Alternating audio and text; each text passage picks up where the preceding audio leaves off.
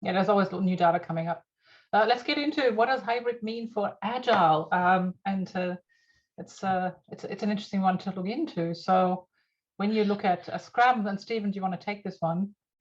Yeah, so when I got into Scrum and Agile, and I was thinking back, in my first Scrum team was back in what, 2006, 2007, big financial organization.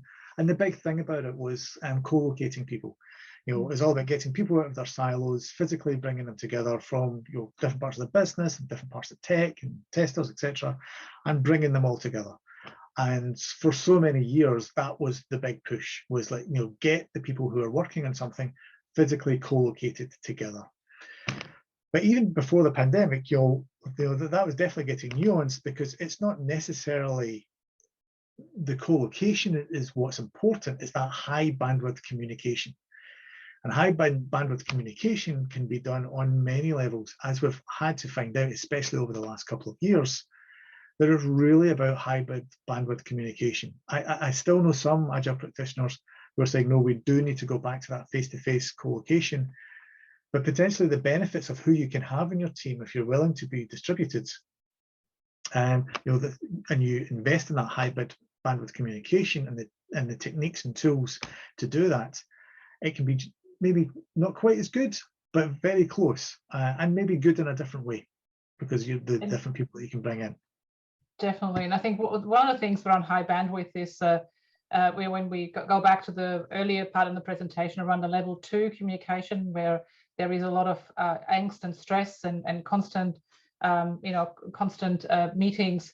It's how do we shift that to high bandwidth? And this is some of the things that we teach organizations, where we help them understand the difference between high contact versus high bandwidth, and what does quality communication and quality engagement actually mean.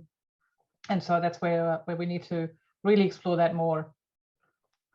And we've got here the common challenges. We kind of the trifecta of connection. We want to be connected to people. We want to be able to have efficient communication and collaborate for outcomes. And so exploring how can we be more present, how do we build high bandwidth communication, and what tools and techniques do we need to use? And around communication, there's a lot around team agreements that need to be so much more explicit, and how do we create that alignment?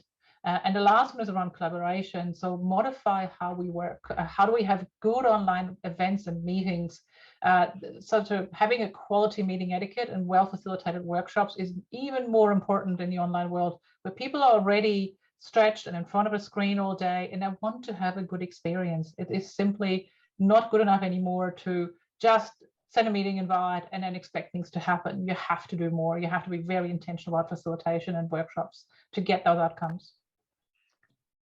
And in particular, from an Agile point of view as well, around the kind of the standard Agile events, we've all experienced over the last couple of years, how to pivot these. And to be honest, each of these here is probably a whole talk in itself of the different things that you could do.